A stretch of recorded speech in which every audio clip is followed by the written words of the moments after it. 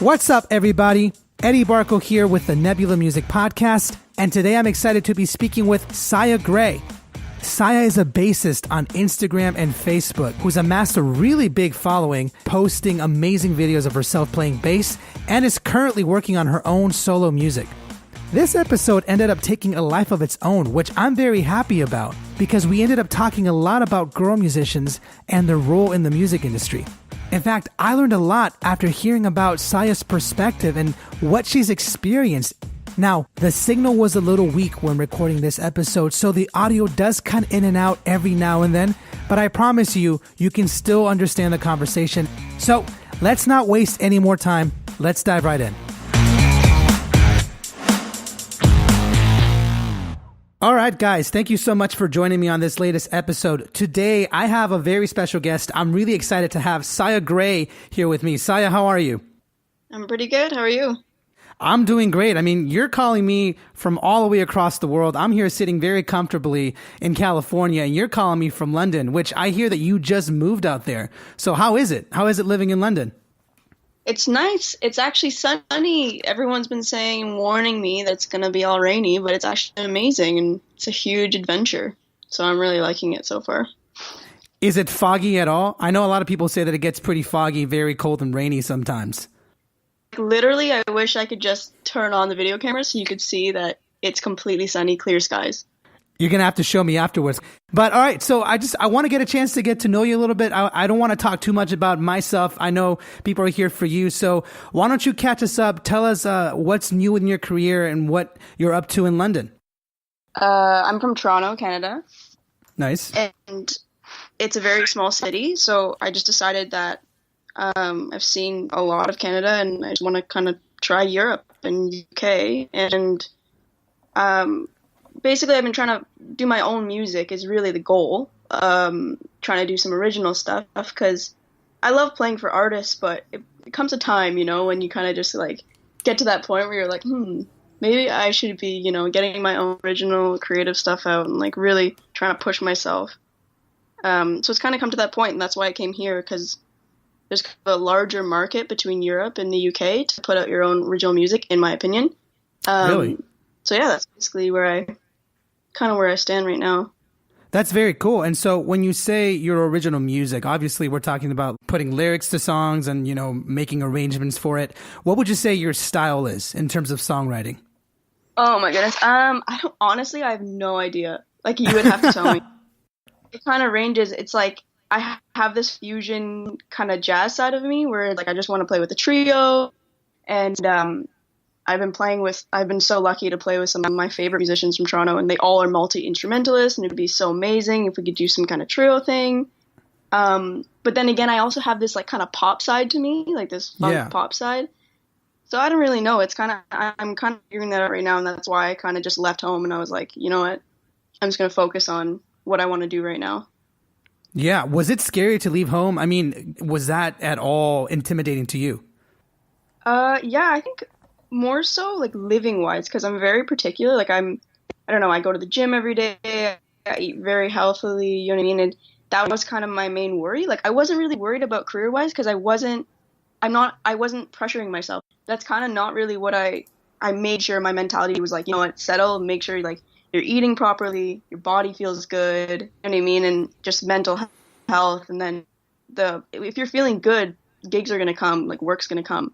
So that's kind of the mentality I had when I moved over here. Because it's so easy. Honestly, anyone can tell you it's so easy to get into a negative slump, and you're like, I don't have any friends. I don't have work. You know what I mean? And it's so easy to fall into that. And I've kind of just been making sure that I stay on track.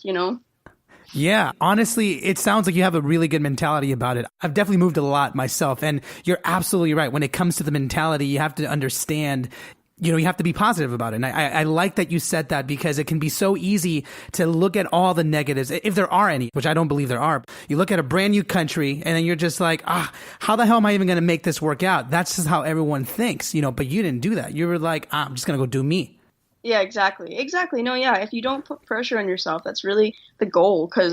And ultimately you just want to be happy, like, there's no pressure to the next famous musician. Like, it's just, you just want to be happy. That's the main goal, and kind of like remembering that every day instead of just trying to push yourself to get the biggest gig in the city already. You know what I mean? And that's not it's not the way to do things usually. I mean, for most people, like I guess that's why social media has been amazing too, because you don't really have to rely on in person anymore. It's when you move to a new city, you almost can solely get gigs off of, people seeing your posts, or you can connect with your favorite musician in the city by just messaging them now. Like before, you actually had to go out to every gig in town and be like, "Hi, I'm Sai. Hi, I'm Sai." Whereas now, you can just message people. You can message so-and-so that you just saw #London and be like, "Yo, I'm coming to the city." You know what I mean? And I don't know, that's where social media has really helped me moving here.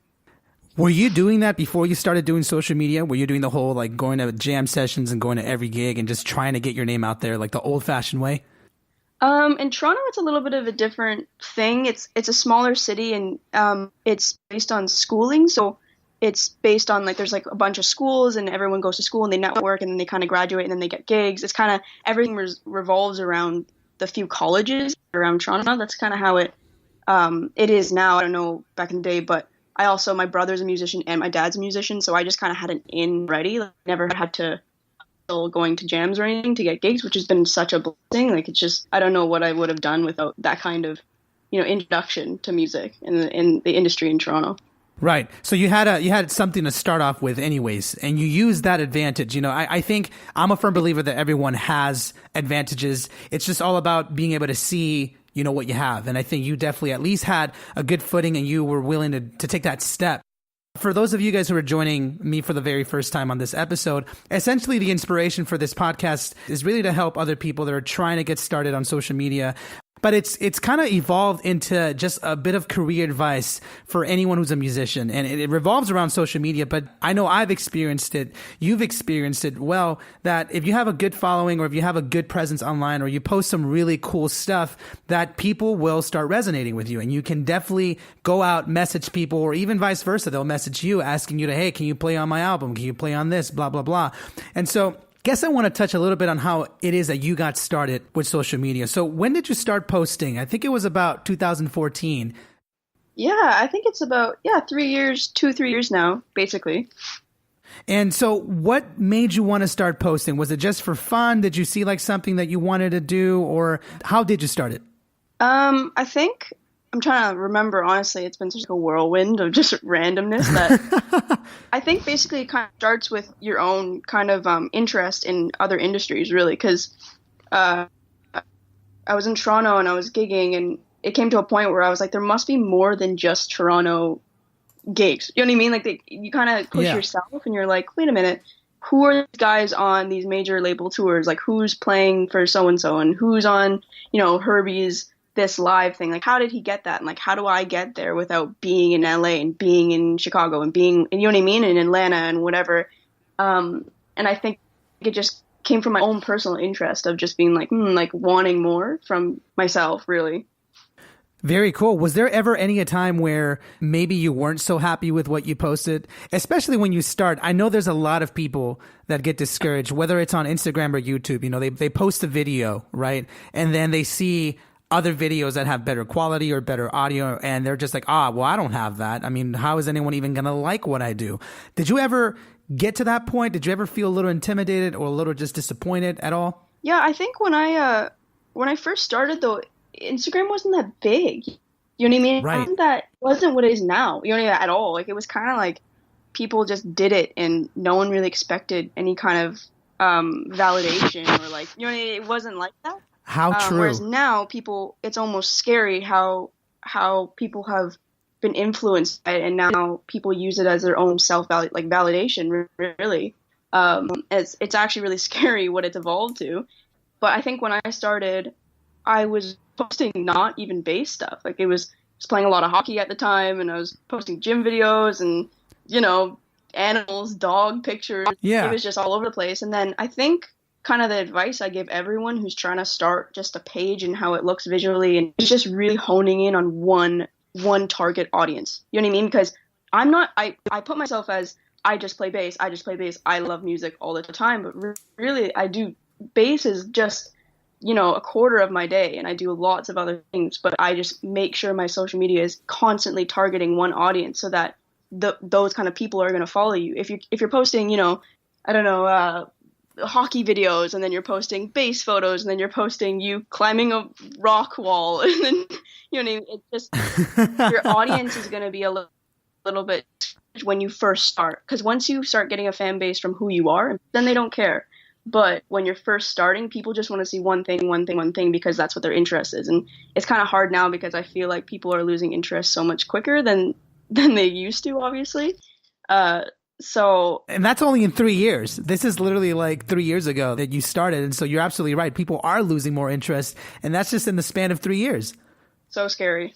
I know. You played hockey? I'm sorry to deviate, but that's so cool. I didn't know that you played hockey. Yeah, I'm a huge sports gymming and food, and I had lots of other things going, but I would just post music, and that's kind of where I got followers. And I think it also honestly does help being a woman, I have to say, just because there's so few of us really that are playing music to this extent, especially bass players, and drummers and guitar players, and like rhythm section. There are barely any females playing bass that I know. I know like 5, you know what I mean? I can count on my 2 hands. And I always give advice to my students, or especially my girl students. I'm like, put your stuff out there because other girls need to see that you're doing it, and other girls will be inspired, you know what I mean? And it's just really important.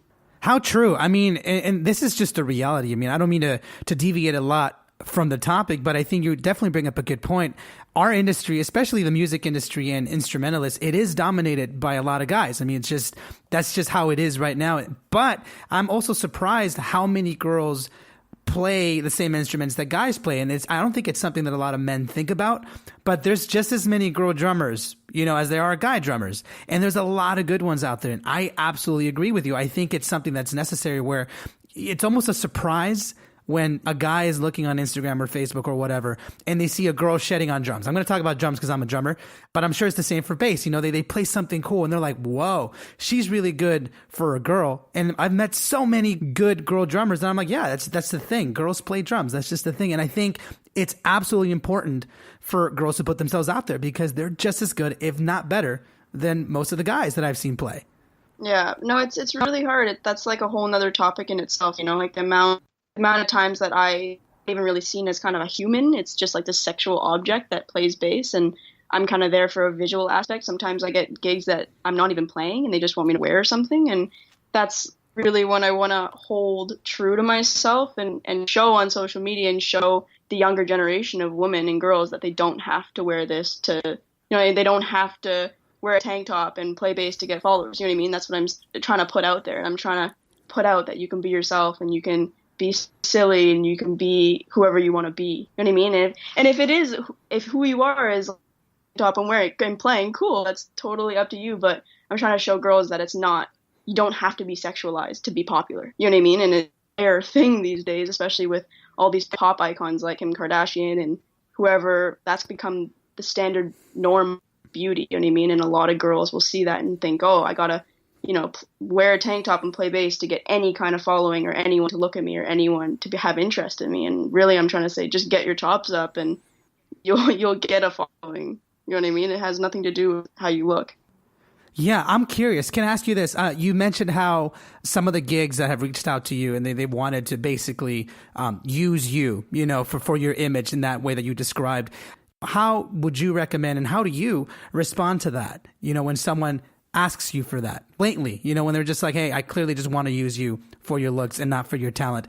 It can feel a little weird. And I can't imagine that because I'm a guy, obviously. I don't think I have any right in saying how that feels like, but I'm curious as to what you think and how you respond to that. It's kind of at first, when I was young, like when I was first starting out basically on social media, I basically said yes to everything.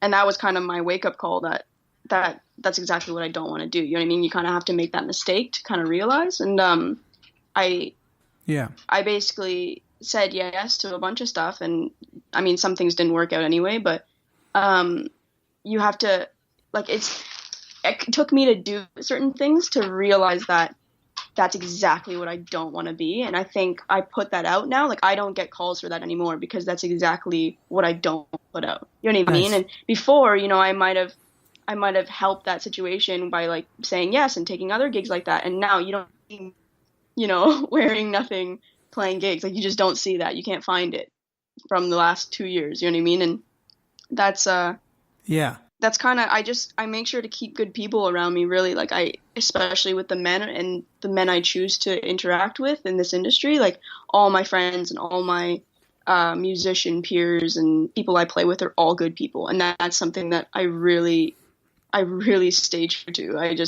I'm very selective of the people that I roll with now, because it's really hard as a woman. Like, it's really hard to make genuine friendships that aren't platonic anymore, because the men just kind of see you as a sexual object with a bass. It's insane. Like, it's crazy. It is. I don't know. And I guess in other industries, it is exactly that too. You know what I mean? But for the bass players and drummers, I can't even imagine. Like, insane. Like, you have no idea. Like, the messages like that. It's crazy. I'm like, guys, it's just a bass. Like. Oh my God. You know, okay, look, I honestly, the one thing I've learned about podcasting is, you know, conversations tend to take a mind of their own, and I've learned to just accept that. And I like where we're going. And the one thing I am observing about you that I really like is that you're very comfortable about this topic. You know, it's not something that's easy to talk about, especially for guys. You know, guys have a hard time dealing with this kind of situation, but I like the way you're approaching it, because it's something that needs to be talked about. You know, and I think the way you brought it up, which is basically, look, I experienced this, you know, I wanted to do all this and it just wasn't for me. I didn't like it. You didn't necessarily put any taboo on it. You were just like, this is just wasn't for me and I didn't feel right. That encompasses who you are. And I think in social media and just careers in general, when you're out trying to do you, when you're trying to, you know, get yourself out there, it's important to understand who you are and what your values are and never sacrifice those. And if it takes a couple tries to figure that out, that's perfectly fine. Oh, yeah, exactly. It's kind of like those mistakes you make on gigs, like, I don't know, forgetting something or, you know, missing a certain like, you'll never miss that again. Like, you gotta learn. Yeah, I mean, all professionals, all the people that have ever made it to become the top of the game, they were all amateurs at some point. I'm just trying to kind of recap what you said, because I'm really happy that you brought this up, because it's something that's really good. And I love talking about this because it's important. It's as simple as it is. You know, there are mistakes and stuff that you learn from, and almost like your point of view in terms of moving, it's all a matter of perspective. And if you're willing to just kind of be chill and be like, I'm just trying to do me. And so as long as I'm willing to look at where I'm at and be like, I'm not sure I like it, or I like it very much, own that, you know, own what you don't like, own what you like, and go with it. And I think that's why people resonate with you well, is because you are who you are. You put yourself out there, and if they don't like it, they can, you know, forgive my language, but they can fuck off, Exactly. right? Yeah, no, that's exactly what it is. Like, it's exactly that. And I really kind of put that out there. And there's a lot of negativity that comes from just being a woman, you know, and honestly, like, I know this is kind of like a touche subject, you can cut us out, but being white and a woman, honestly, like, it's a whole nother story. Interesting. About I'm a woman, but then also I'm playing Black culture music and I'm white, and I get a lot of hate from just people saying you're not welcome to our culture, and it's really, really hard. I just have to like really do you and buzz out all the negativity, because otherwise you'll just get down. And everyone knows that jaded musician, you know what I mean? Everyone knows that really negative jaded musician. No one wants to be that. You know, jealousy is a huge thing when people are so insecure and they're shit talking each other. Like, that's where you go wrong. You know what I mean? Because that's where you take a turn for the worse. If you can't appreciate other people for their differences and how people play differently, everyone's just different. You know what I mean? And something that literally terrifies me. That's like my worst dream, is just being a jaded, like, angry. Well, you know what? The fact that you're aware, I think that basically means you won't be, because part of what makes someone jaded is not being aware. But I'm curious as to what you brought up, because I think, again, it's important. I like where this conversation is going. You have no idea how much I thrive on this. I love it. When was the first time, or if you can remember, when did you start seeing like a pattern when people were commenting on your ethnicity and your validation and whether you were qualified to play the music that you play? I think it was actually, I got reposted by these two comedians. They're unbelievable. They're Kev on Stage is one, you probably know of them, and Phil Wade. They're in the gospel community, and they reposted me, and that's actually the reason why I got lots of their followers. So thankful and grateful for that. And they're hilarious. I'm huge fans of both of them, but that's kind of when the hate kind of started pouring in, as well as the love. It was both ways, but a lot of it was just, what does this girl think she can play gospel? Or I got so many she's not actually playing, she's just miming and someone else is playing, which I was like, that's so hard to do. Like, can you imagine like acting that out? The like practice I would have to do just to act it out, it'd be crazy. But there was a lot of that, I hate. Yeah. From, I think those videos, I think it was like Michael Jackson, something Ease on Down the Road or something. Yeah, that's when it all started. The hate. Did you immediately know how to deal with that? I mean, I imagine to anyone that it's a shock, when someone tells you you're unqualified for, because of who you are or your ethnic background or whatever. I mean, I'm Hispanic, so I've definitely have experienced my own fair share of that kind of stuff. But right away, did you know how to deal with it? Did you kind of figure it out internally? Did someone maybe help you along the way? I'm just curious, like walk me through. I'm trying to think of how I took it. I mean, I'm definitely, I think as artists, we're all sensitive. You know what I mean? Like, I'm literally so sensitive. Right. Like, ridiculously sensitive. And I just accept that. You know what I mean? And I still get upset when someone, poor performance by Sia Gray. I'm like, why, man? Why? Like, we all have bad days, and it's like, it's okay. You know what I mean? It's okay to mess up something or be out of time or, mess up a fill and don't land something on one. Like, it's all good. Like, that's just what life is. And I still get sensitive and I still get down by comments, and I just try not to read them, to be honest. Like, it's come to the point where I let things go and I don't read them. It's interesting that you say that, just because one of my first guests on the show was this girl named Christina Shiano. I'm not sure if you've heard of her. She's a big drummer on YouTube, and she's got, I think, almost like 150,000 subscribers now. So she's huge. She's getting there to becoming one of the biggest things of drumming in the world. And I'm very proud that I got a chance to get to know her before she blew up. And one of our conversations we briefly touched upon was the hate. Unfortunately, I have to admit, I mean, it's from guys a lot of the time, especially when they see a girl doing something amazing. It just has to be guys that comment on this, like, oh, you're just not doing it right, or you think you can play, or like what they told you, like, oh, she's probably miming. There's no possible way this girl is as good as she portrays she is. And she basically deals with comments by, it sucks, yeah. And she responds with kindness. Every single bad comment she gets, she's just like, oh, well, thank you for your comment. I'm sorry that you don't like it, and just moves on. But the key thing right there that I think is very similar to yours is the moving on part, which is something that I see that a lot of musicians have a hard time doing, because what you said, we're very sentimental. We like what we do. It's part of who we are. So putting it out there, we're very vulnerable. And so how would you, and again, you answered this pretty well, but I'm curious, if someone like another girl were to start putting herself out there and she just starts to receive a lot of hate, what do you think she could keep telling herself or reminding herself to move past that hate? Well, I think it's ultimately realizing where the other person's coming from. Like, usually they don't even really play the instrument. You know what I mean? Like, usually they're just starting out and they're insecure and they're just saying, oh, you suck. They feel like they suck and they don't want someone to be better than them.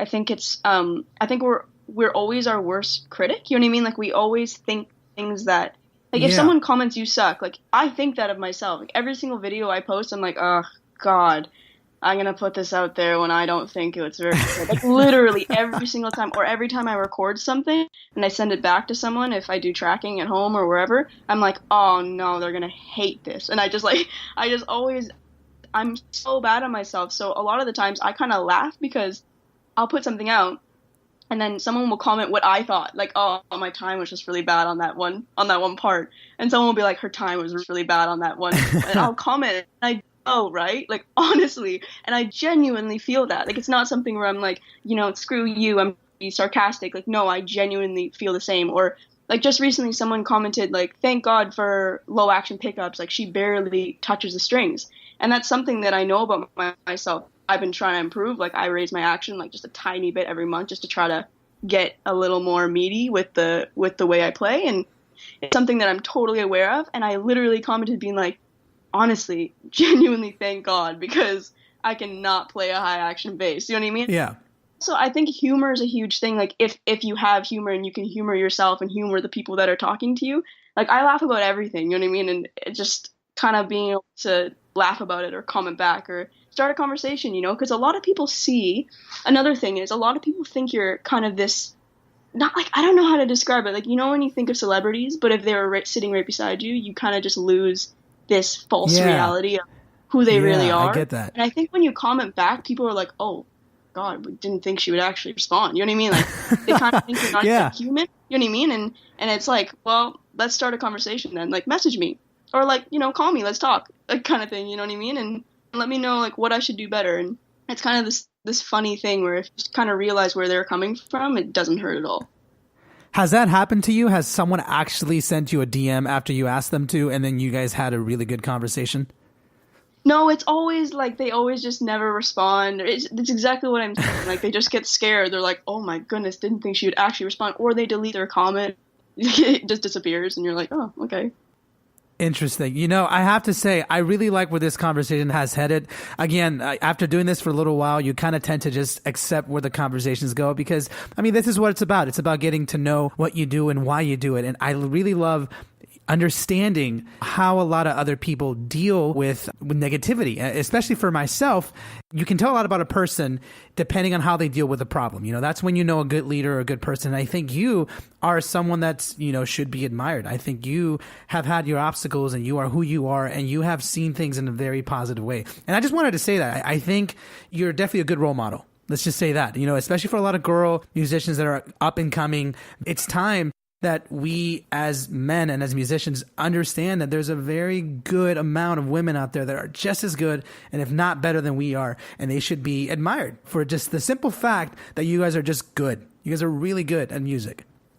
I appreciate everything you're saying. And also like not sexualized. You know what I mean? Like that's the one thing is with admiring it becomes like, oh, she's so sexy on those drums or something. It's like, dude, just chill. Like, you know what I mean? Like, just calm down. Like everyone just admire, like we're all just humans, you know what I mean? And that's why I find it so hilarious, like just we're so sexualized and it's just ridiculous, you know what I mean? Like I know that if I post a photo of myself with a bass, the comments are going to be hilarious. And it's just like, it just baffles my mind how I'm not really seen as a human, you know what I mean? Everyone just kind of sees this like sexual object with a bass and it just, I don't know, it's something that I really want to, that's something that I can kind of do with my own music, you know what I mean? And I can't really do it playing for other artists because I'm kind of under someone else's wing and I'm abiding by whatever the situation is or whatever the tour is or artist show or whatever. But when I start doing my own music, that's when I can put out that message and talk, you know what I mean? If anyone's ever, it's kind of everything's under my own rule. I can say whatever I want and I can preach whatever I want. And that's something that I think like Esperanza Spalding does amazingly. There's a lot of women that talk about this and woman empowerment, and it's really special. And I think people need to, pay more attention to that. Yeah, and you know what? I think it actually is working slowly but surely. I think a lot more of the younger generation is starting to see those messages come through, and it's one of those things where as you get older, you start to see all the problems surrounding your environment and you can get discouraged based on what you see. But I think it's also important to understand that these changes happen over time and it is working. And so just because you don't see any immediate change should not deviate you from what you stand for, whether it is, for equal rights or whatever, or maybe you're a girl who just doesn't care. That's fine too. But as long as you're not putting who you are in jeopardy. I think that's the important thing about social media, your career, and anything really. It's just understanding who you are, what you stand for, what's important, and make sure that you never deviate from that. And people resonate well with that because they can tell when you're fake online. I don't know what it is, but you can definitely see when someone's lying or when someone's just totally just phoning it in. Maybe it's just the emotion or just your heart or whatever, but you can see when they're showing you who they are. And I think for women and for guys too, whatever it is that you stand for, make sure that you're right on it and that it's good too for everyone. Cause I know people will probably listen to this and skew and be like, oh, well, what if you stand for like murdering people? Obviously that's to the extreme. But my opinion is if it's benefiting society, if it's helping those around you, then obviously it means something. And not everyone can be activists, but as long as you're being you, then I think that's what makes a difference. Yeah, no, definitely. Trying to just challenge, just society's view of what is cool and what is beautiful and what is, a good drummer. Like a lot of society just says a good drummer is the only can chop out and that's it. And it's like, just trying to challenge that, you know, and just challenge yourself Yeah. and be okay with that. And yeah, like the amount of men that say, you're my favorite woman bass player, or female bass player. It's like, I'd rather just not be your favorite at all, but put me in the realm of men. You know what I mean? Like, I'd rather be like, Yeah. you know, 75th on the list, but within men as well. Like, I just don't like the segregation between men and women, especially when people are talking about their favorites and stuff. You know what I mean? Like, I don't know. Yeah. It's too much for me. Well, you know, I appreciate you being honest, and this is something we could talk about for hours, and I honestly appreciate that we did. Let me ask you a couple more questions, and then we'll go ahead and wrap it up, just because I know we've derailed this train of where it was going, but I love it. I absolutely love it, and I really appreciate you going along for the ride. I saw on your Facebook page that you just you play with, I'm not sure if I can pronounce her name well, but it's Gabrielle Applin, right? And, yes, Gabby. Yeah, I just came on to the team. What was it, 2 weeks ago for their Glastonbury show, and that should be fun. A couple tours and shows coming up this summer. She's super amazing. She's so talented. Singer-songwriter from over here. A couple other artists on the like pending zone. There's a lot that always happens. You probably know as well how many people like, this is pending, and you might not hear back, or you might hear back. You know, so yeah. I'm trying to keep it light, to be honest. Like, I'm doing a lot of session stuff, just a lot of like overseas, sending stuff back, tracking from home, a lot of stuff. And like, I'm just trying to travel Europe and really get my own music together right now. That's basically what I'm trying to do. I'm trying to not even play for too many artists, because you kind of start losing your own activity when you start playing for a lot of artists, which is totally cool too. Like, if you want to do that for a year, that's definitely, if I had a great gig right now, like a huge pop tour or something, or a big tour, I definitely would put my stuff on hold. But for now, it's really awesome having these kind of sporadic big shows with someone like Gabby or other artists, and it's been a lot of fun. Nice. How was that big show at Glastonbury, by the way? Was it intimidating at all? Did you own it? No, it was a lot of fun. It's cool playing. That's something about the UK. Like, everyone loves music here. So it's really fun playing for the crowds here, because it's not to say Canada is, the audiences are bad, but music is seen differently. It's kind of seen as background music, and there's very rarely big shows under a Canadian's name. Like, it's very hard to get a Canadian crowd to come out and hear you and jump around for you, you know? Whereas here, it's like, you know, there could be a jazz trio and everyone's like just busting a move, and it's like just the most Dude, that's awesome. Yeah, so it's really cool. I love playing over here. Dude, that's great. I mean, honestly, I would love to see a jazz trio just make people jump up and dance here in LA. I mean, I love jazz. I got my start in jazz, and I can still throw down some pretty good jazz swinging grooves, which we should totally just jam at some point. Yeah, but you know, it's not an LA thing. You know, LA is definitely about the indie scene and about the pop scene. You know, I have yet to see, except for maybe the John Mayer trio, I've yet to see like a large crowd really get excited to see a jazz trio or like a blues trio like get down with some funky lines. But I'm sure the day will come. Yeah, UK's got it. You got to come over here. I'm definitely going to make a trip, hopefully by next year, to come check some other artists that I've met, and maybe definitely check out whatever you're doing. So for your original music, do you have any deadline, or do you know when you want to have it done, or right now you're just kind of brainstorming? It's kind of random, honestly. Like, it's right now the genres are all over the map, so I'm trying to just not completely sweep them into piles of genres, but just kind of realize what I'm doing and just figure out what I want to do. Because I just put out a track, like something super low key. Like, I did not promote it at all, because I just kind of forced myself to put it out, and it's a fusion thing that I did with a guy named Rob Christian Rito from Toronto. Just unbelievable multi-instrumentalist. Like, they're insane.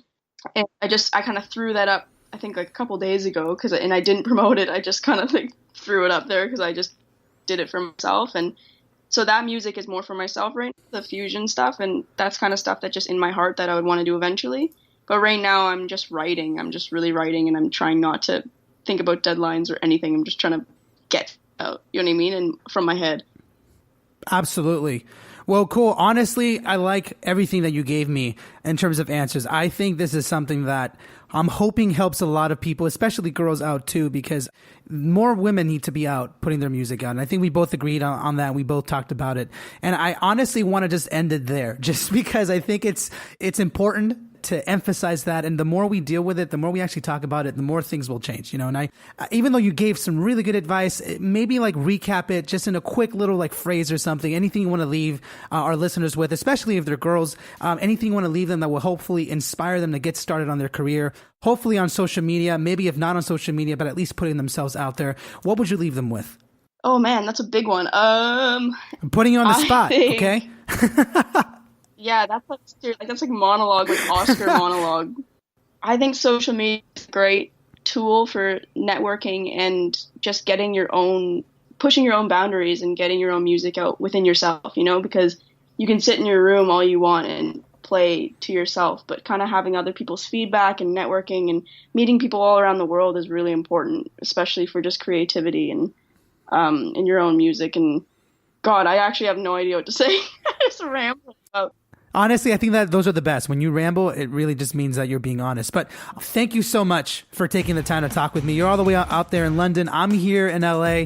We're an 8-hour difference, and we've been trying to schedule, and we finally found a time to talk. So I know. I'm so sorry. No worries. You're busy, and I expect that as much. All my guests are busy, but you took the time, and I couldn't be any more grateful for this conversation. So I honestly wish you the best. I can't wait to see where you go with your music career. And so let's keep in touch. And thank you so much for joining me on this conversation. Thank you. I hope you enjoyed my conversation with Saya Gray. I learned a lot about her perspective and what it's like to be a woman in the music industry.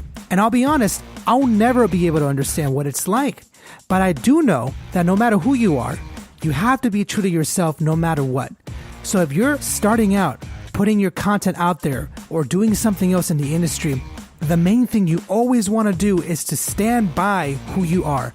Always defend who you really are, no matter what. Comments may come, people's opinions may come, doubt may settle in, but if you always stand by who you want to be, I guarantee you, success will always come your way. Don't stop tuning in. I've got lots of great content coming your way.